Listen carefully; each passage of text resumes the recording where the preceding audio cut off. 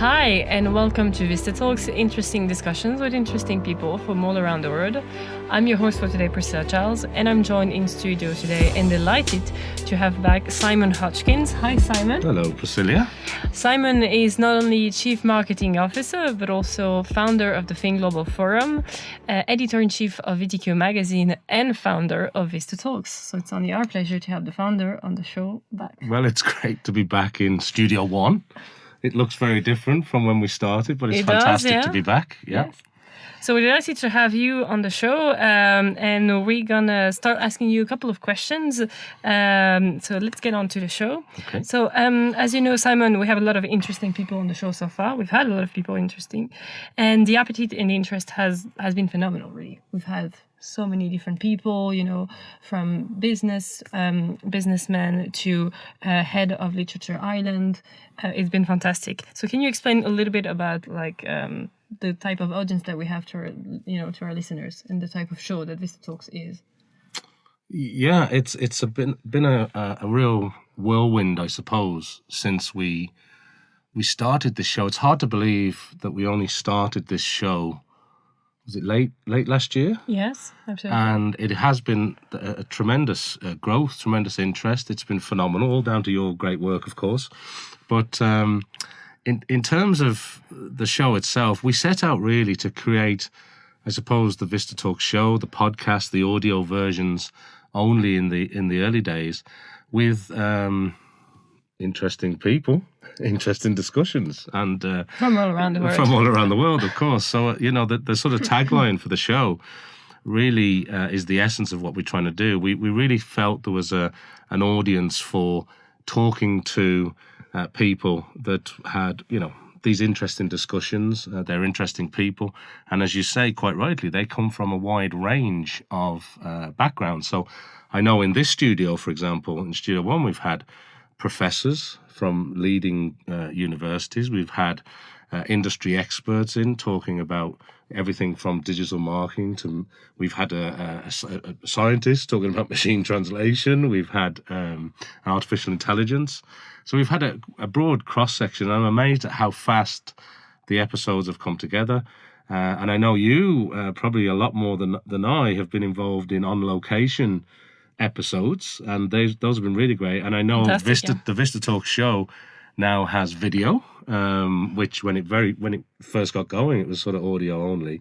Yes, and I know you've done a lot of on-location episodes. Yes. So it's really been incredible, but all down to, I suppose, the planning that went into it, but also down to the great guests, minds, thinkers that we've had on the show. And of course, the audience continues to grow. So it's been phenomenal how that's happened. It's, I suppose, when we first started and we got the first episode out, it was amazing to see how fast people reacted to that and how fast that content became either downloaded or streamed. But I think the big turning point, if I remember correctly, was, when we went across multi-platform, so it became more than just iTunes, it became Google Podcasts, it went on to Spotify, and I think it's on 12 or 13. Yeah. There's lots of different platforms it's on now. So I think that broadened the reach significantly early on, and people seem to be interested in that kind of, I suppose, slightly longer form content about specific subjects. So far, so good. So far, so good. And in terms of future VistaTalks, can you share a little bit about what our audience can expect in the future? That's a tougher one. So in terms of VistaTalks, we do have significant plans for it. I kind of hinted in a moment ago, I hinted towards it, where there's been more video episodes coming together. And the concept of VistaTalks from the very beginning was that it would be both audio for people on the move, people commuting, particularly the audience that we speak to. There's quite a lot of international travel involved for quite a large section of that audience, so they can download or listen or stream to it on the go, in the gym or whatever, and they can really tap into that community. But we're also looking to really broaden the video, I suppose. In a YouTube sort of parlance, you'd call it more vlogging as opposed to podcasting. But adding the dimension of video and visuals to it. I think we've already done quite a number of those episodes that haven't been published yet. That really adds something to it. The other thing, I suppose, without going into too much detail, would be the channels sort of view that we have. So VistaTalks is kind of if you liken it to sort of, I suppose, terrestrial television, it's kind of the main channel. But we do have some plans afoot where we will have a number of other channels, maybe a number of other shows. And we've got some great discussions with some people that have been on the show already and some people that are dying to get on the show. So our list of people that want to be on the show is extremely long at this. It's surprisingly long. A few number of guests. And it's getting a little challenging because we want people on, but obviously from the work that goes on in the background, there's quite a lot to the scheduling and the organising, etc. And the editing. And the editing, of course, yeah. So we've got more guests, first of all. That's the first thing I'd say. We've got a lot of interesting guests coming on with some fascinating topics. I mean, if you think what we've done so far has been interesting, the next stuff is... Get ready for what's coming up. I mean, it's just incredible, the amount of interesting topics that are going to come up. Absolutely. The second thing, I suppose, in terms of video, and the third thing is in terms of additional channels. And I don't really want to go into that a lot at the moment. No spoilers. Because we're still sort of finishing that thinking through. But I suppose from a main message, the VistaTalks show is certainly growing at a phenomenal rate behind the scenes. And probably, if I'm totally honest, took us by surprise. We didn't realise how well it would be received, how wide it would be received, and the interaction that we're having with the audience and the community it's took me by surprise. It's been fantastic. So, it's been fantastic so far, yeah. So thanks to everyone who's been listening so far. Yeah. It's been a phenomenal journey yet. And so now I'd like to cover other areas that you're involved in, because you're involved in so many of them. But I don't think we'd be able to fit them all in the show, really. That's probably true. In the format. That's probably true. So now I'd like to turn our attention to one of the other areas that you're involved in, which is the Think Global Forum that we mentioned. Can you develop a little bit? Can you tell our audience about the Think Global Forum and the initiative, the concept for people who wouldn't be familiar with it? Yeah, it's the Think Global Forum is quite different. So obviously we sort of talked about VistaTalks. The Think Global Forum it's I suppose really you'd use the term, and I do the inverted commas for people listening in audio only, of sort of thought leadership, but it's more than that. It's maybe if I go back a little bit and just explain some of the thinking that went into it initially, that might be of interest to people listening. And absolutely. If you're not familiar with the Think Global Forum and it's the first time you're hearing it because you're sort of tuned into VistaTalks, you can find out probably a lot more than what I'm going to cover now at the Think Global Forum. It's .org, so thinkglobalforum.org. But the Think Global Forum concept was I spent an awful lot of my career, as I'm sure you do, as I'm sure a lot of people listening do, traveling to international conferences. And I've also spent a tremendous amount of money and budgets flying people, including myself, in and out of conferences all over the world. And some of them have been extremely well done, and I've benefited from them tremendously, and I've learned an awful lot. Some of them have been the complete opposite. So I think when I spoke to and did ad hoc polls with people that I knew that I was meeting at these conferences on a regular basis, or new contacts that I was getting in touch with, it came very obvious that the conferencing space was very hit and miss.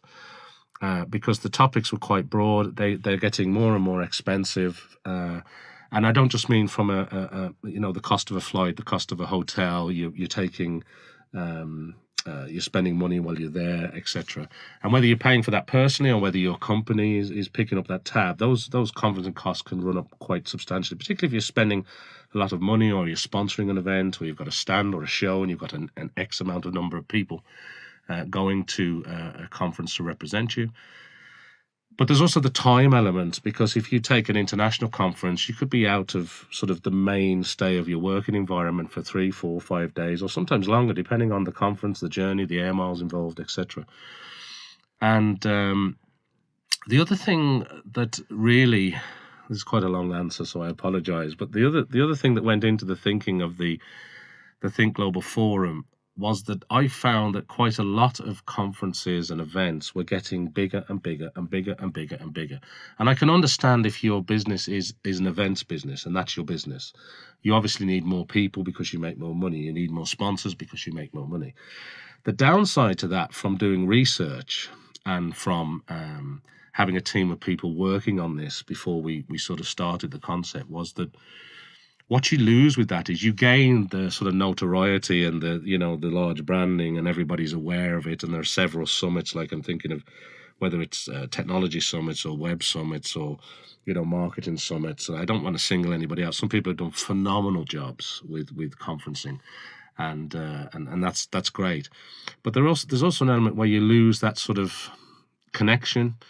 They become too big. Like some of the conferences, I'm thinking of the ones that I've maybe attended in, say, Germany, or some of the large ones in the United States where, it's sort of 250,000 people attending.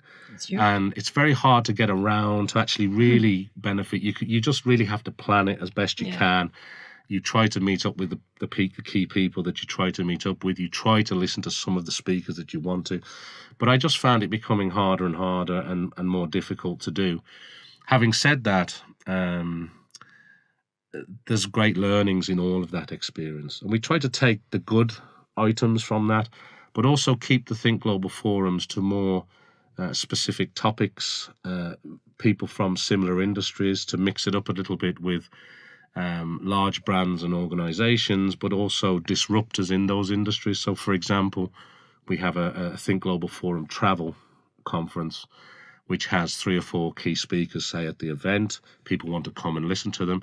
But then we have a list of sort of guests who come along who want to network, that are in the travel space, which sort of goes everything from airlines to ground transportation to hospitality. And that's a really interesting mix of people. And when you've got, let's say, the chief marketing officer of one of the largest hotel brands in the world sitting next to a person who's got an interesting startup that's rapidly expanding through Asia and North America, that's a very interesting dynamic and conversation for those two people to have. So we're sort of capturing that essence in the Think Global Forum. And that's a little bit about sort of where it came from in terms of some of the conferencing learnings that we had. And, they've been pretty successful to date. I know it sounds quite like we're blowing our own trumpet a little bit, but they're extremely well received, and we host them internationally. So, I mean, I can talk about the Think Global Forum all day, and have done. Well, thank you very much for that. We do learn every day, yes, and every Think Global Forum is a new experience and a new learning. Yeah. So, we're definitely looking forward to the next one very soon, actually. Well, yeah, you're right. We've got. We had a Think Global Forum technology event that took place in Dublin, Ireland, which was actually, ironically, in the almost, I think, 3 years now, the Think Global Forum has been going. It's the first time we'd actually done a full-blown Think Global Forum technology event in Ireland, which is surprising because that's kind of where we started it from. But when we started the Think Global Forum, we began in the United States. And I think we started in Seattle, actually, with the Travel Forum. And then we did a Think Global Forum technology forum in Silicon Valley, of course. Why wouldn't you? It's the obvious choice. But we've done life sciences in San Diego. We recently, literally in the last number of weeks, we're just back from LA. We had a fantastic Think Global Forum in Los Angeles. And you mentioned, we've new events coming up. So we have a Think Global Forum taking place in New York on 15th May, I think, May the 15th. And I've also got the Think Global Forum London. I might have got that wrong. London is May 15th. Yeah. New York is May 20th. So they're very close together. Very close, so that's going to be interesting. But I suppose we have some experience of doing that because the Think Global Forum also contains the Think Global Awards, which is a whole other thing. Yes, which I was actually going to come right. Yeah. So Yeah, it is an interesting part of the Think Global Forum because it's the end of the year. You know, we've been learning a lot about different industries. We've gathered, you know, thought leaders from all around the world. So it's the perfect occasion, really, to gather everyone and to recognize, you know, different companies and different individuals' achievements. So yeah, the Think Global Awards did take place in April in both Dublin and the United States. So could you explain a little bit about this?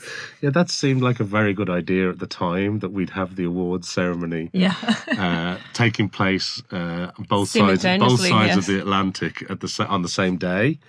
And to be fair, the events went really, really great with a great team. On both sides. Yeah, on both sides, and we'd some fantastic venues that we host the events in, and people flew in, and speakers, fantastic. And you know, MCs, etc. So it was really, really good to see. But I suppose where the Think Global Forum is sort of like a conference event with speakers and networking. Oh, sorry, one other thing, just on the Think Global Forum that people may not be aware of is we also appoint forum executives, which is a really key part, which really differentiates it from other events where we take travel, technology, life sciences, manufacturing, retail, e-commerce sectors, and we put, say, 12, sometimes 15 maximum, but we sort of like 10 to 12 people is kind of the sweet spot.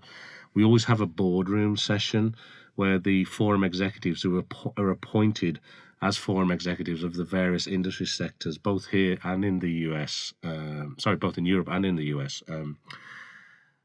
also meet. So as well as having the event and the speakers and the networking, we also have dedicated boardroom sessions with appointed forum executives. So these are sort of boards, if you like, of really sharp, intelligent people that are really involved in these sort of international thinking.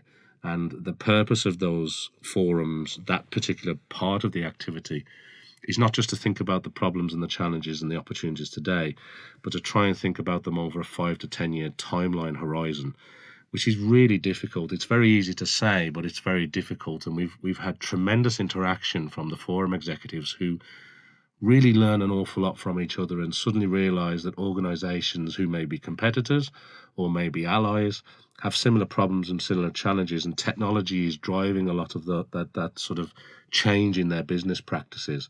And it's sort of going across multiple, like technology touches every industry vertical. And the Think Global, I know you asked me about the Think Global Awards, but the Think Global Forum is a key point that what we've also found in the US, we're also very focused on geographies in the US. So, for example, we may have a Think Global Forum retail and e-commerce in London in December, for example, this year. But in the USA, we'll have a Think Global Forum New York taking place in May. So we're a lot more geography and sort of focused with sort of themes running through it. Whereas in Europe, we're kind of focused a little bit more on industry verticals. We do have some thoughts about pulling it all together on a very large scale, but we're not quite there yet. In terms of Think Global Awards, these are very long answers, aren't they today? Very long answers. Very interesting. I hope people are still listening. But the Think Global Awards was a separate endeavor, which we only started a year, 2 years ago now. But 2 years. This is only the second year of the awards. When we started the first year awards, we started that because we felt that people who were thinking globally, thinking internationally from day one, companies that wanted to go global, and it's not just organizations, also to recognize individuals, non-profits, communities, networks, organizations. So to put together a cross-section. And at this year's awards, we had the awards open for 12 dedicated categories, which covered everything from startup awards through to sort of international global brands, and everything in between. And we appoint a board of judges, like a judging panel, who score all the different entries that come in, so we can actually produce a shortlist. We can produce the winners, and we announce the winners, as you say, at 2 events, which was one in Silicon Valley and one in Dublin, which was phenomenal. So year 2 was much larger than year 1. The applications come in from everything from Dubai to China to One of the winners I know is Turkey. from Turkey, a life sciences company. I think is the one you're referring to. We've people in the US. I mean, some of the winners have included some really, well-known brands, and also some companies that have got very interesting sort of disruptive technologies and concepts. So it's been really interesting development, considering it was only year 2 of the awards. There's an awful lot of work that goes into it behind the scenes, but I think it all comes to fruition when we're on stage, we're handing out the awards. People are getting recognition from their peers and their communities, and That's fantastic. I'm really looking forward to year 3 actually, because I think if we grow at the same rate of pace that year 1 to year 2 has seen, year 3 is going to be really something special. So. The Think Global Awards are really sort of standing on their own. But, it's all really powered by the Think Global Forum, which is continues. I mean, I have 5 or 6 in my head right now that I know are coming up. So we've got an awful lot of activity behind the scenes. And the awards, I suppose, we've got a little bit of a breather because it'll be towards the end of the summer this year when we start talking about year 3 of the awards and people can enter, etc. So, again, all that information is on the Think Global Forum website. Yeah, www.thinkglobalforum.org to find out more. So, thank you very much, Simon. Okay. It was really interesting. Obviously, who better than the founder of VistaTalks and the Think Global Forum to talk about what the forum is and to give us a few sneak peeks about what's coming up. So we hope you enjoyed today's show with Simon Hodgkins, and it is the end, unfortunately. We'll be back very soon, so make sure to tune in for more interesting discussions with interesting people from all around the world.